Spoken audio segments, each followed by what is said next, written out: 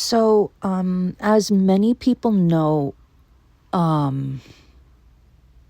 in America right now, okay, we are experiencing a lot. But as of right now, one of the biggest things to happen is that the Epstein files are to be released. And prior to that,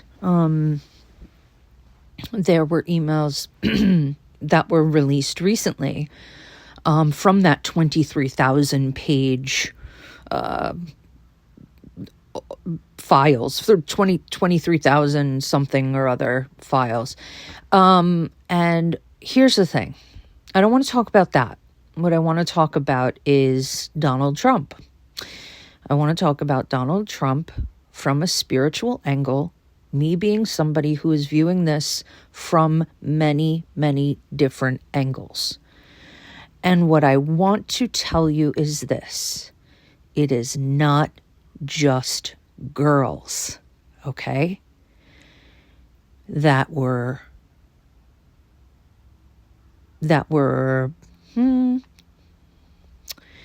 procured, which is a disgusting thing to say, for Donald Trump. Donald Trump does have a thing for boys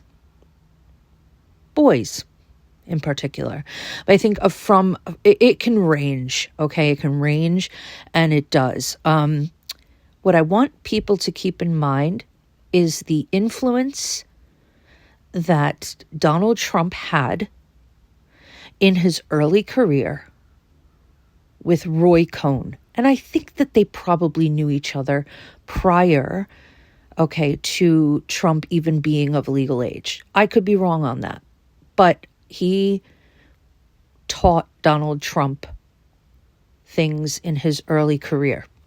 He represented him, I believe, in 1971. I'm not exactly sure. But he is somebody who preyed on young men as well. Okay? If you want to see a good depiction of Roy Cohn, watch the HBO series Angels in America. He's played by Al Pacino. It is one of the best little mini, it's like a little set of films, and it's just so good. I think it came out in 2003. Anyway, that's a really good depiction of Roy Cohn.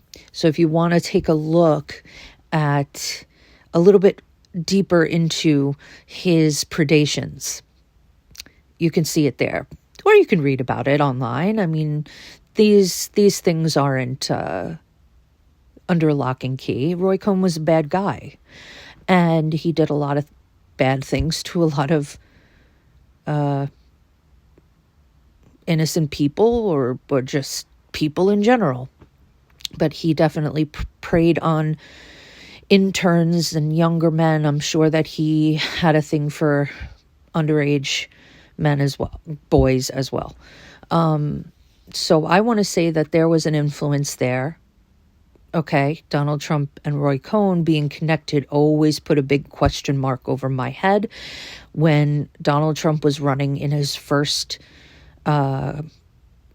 campaign for president, I remember my mother telling me about his connection to Roy Cohn, and then it just put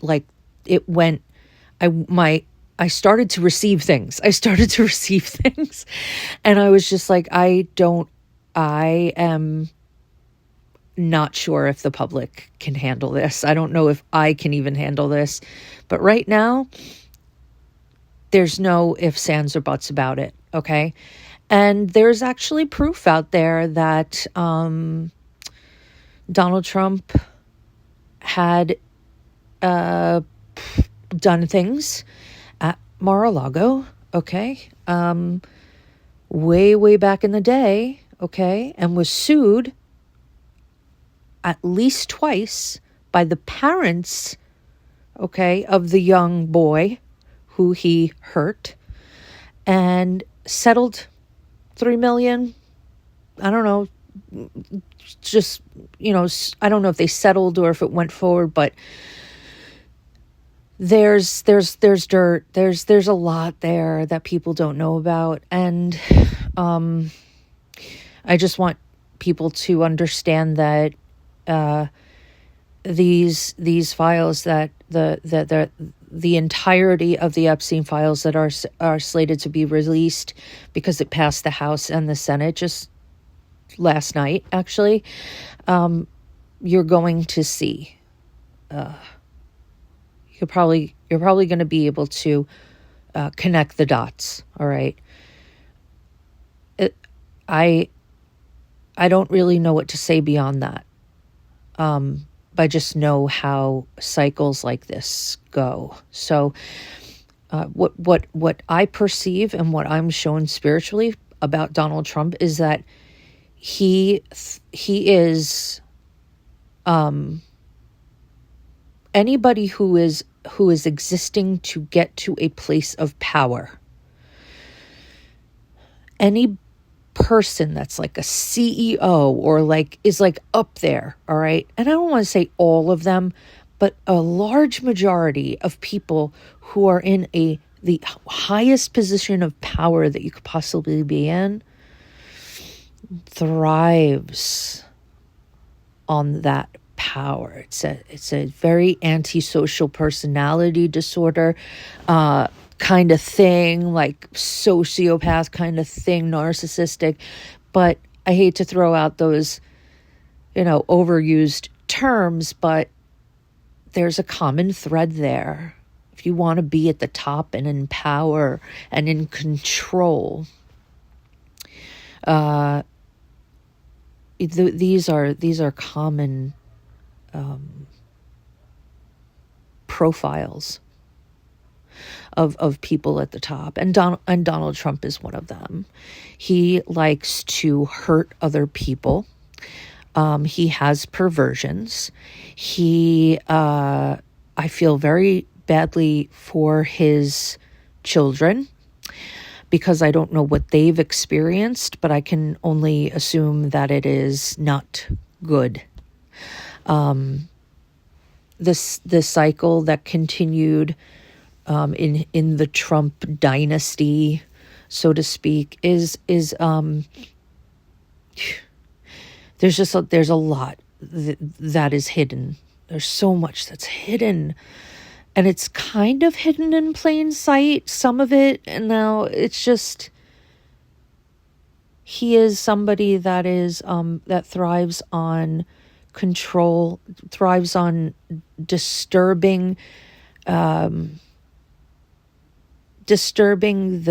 not disturbing the peace of other people. It's like he wants to rob the innocence.